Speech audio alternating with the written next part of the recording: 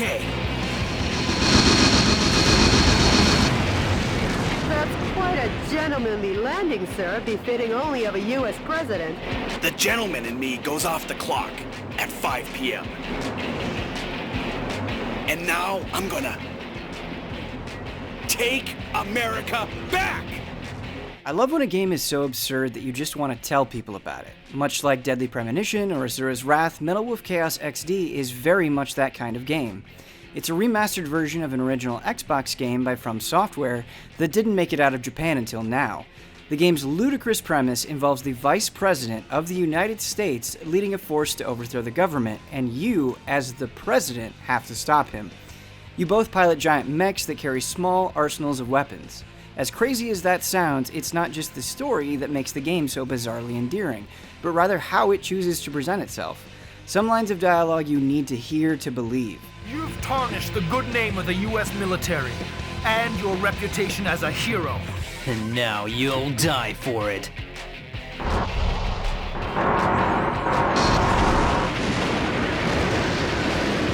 Whatever. The giddy relentlessness of the game's stupidity makes it feel so weird and awesome. Despite Metal Wolf Chaos lacking considerable polish, I find that what it offers is significant enough that it's easy to look past a lot. In the very first mission, President Wilson explodes out of the White House screaming. Okay, let's party! Welcome to the White House. This sequence only lasts for a moment, but tells you exactly what you're in store for. Wilson is the perfect leading character for this type of game, sharply alternating between attitudes like tauntingly corny to hilariously melodramatic.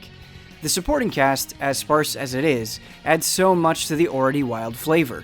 Richard Hawke, the antagonist, is like a parody of a Saturday morning cartoon villain. Jody, your secretary and constant companion throughout the whole ordeal, sounds like her lines are generated from some sort of budget text-to-speech software. While it sounds like I'm insulting the character, the odd deadpan delivery leads to Jody consistently having some of the greatest lines during any given situation, and she's my favorite of the crew.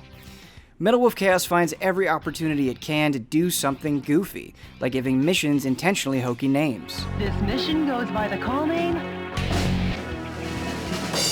A Lovely and Clear Sea Once More. The mechanics are easy to understand, but contain some nuance that actually surprised me a bit. Despite being a large hunk of metal, the President's mech has a reasonable amount of mobility, able to dash both in the air and on the ground. As far as offense goes, you can equip a maximum of 8 weapons, 4 for the left arm and 4 for the right. Players can cycle through weapons, and while switching, you comically see every single gun on large racks protruding from the shoulders of the mech. It's just one of the many ways Metal Wolf Chaos sells its drippingly cheesy power fantasy. Hey, Mr. Journalist, take a good long look. I think it's time for a new pen. Within a short amount of time, you'll string everything together without thinking about it, stomping on soldiers, blowing a helicopter out of the sky with a bazooka, and then immediately pumping something full of shotgun shells. Metal Wolf Chaos creates a preposterous tone, and while there are certainly less exciting moments, there's enough carnage that the action feels in sync with the atmosphere generated by the storytelling. The game doesn't just settle for cheap thrills though. Ammo is a real concern, and it's easy to run out if you're careless or using a powerful weapon. To circumvent this, you can bring multiples of the same weapon, which of course sacrifices some versatility. I'll argue that assault rifles and bazookas will take you a long way. Similar decision making is required with the super move that builds up over time. It can decimate tons of roadblocks, but it doesn't last long and isn't available very often. How do you like me now?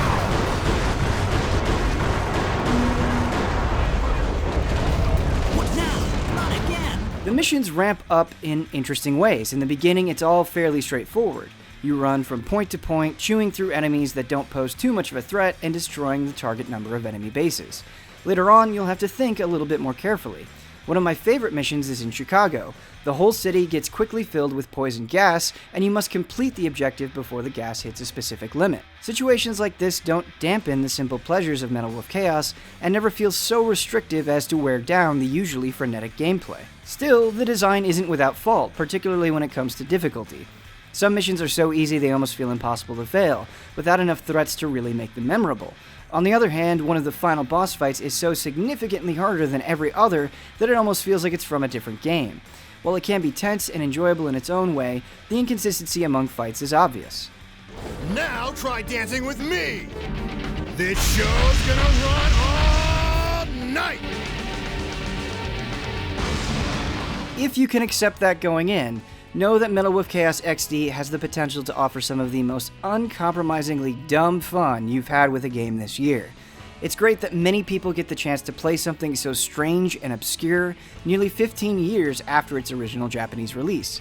While games continue to tremendously evolve in unpredictable ways, I'm immensely grateful that there's space for something like Metal Wolf Chaos to see the light of day, when you can just spend a weekend taking back America as the president in a mech. I'm not the hero type. I'm just doing my job as president.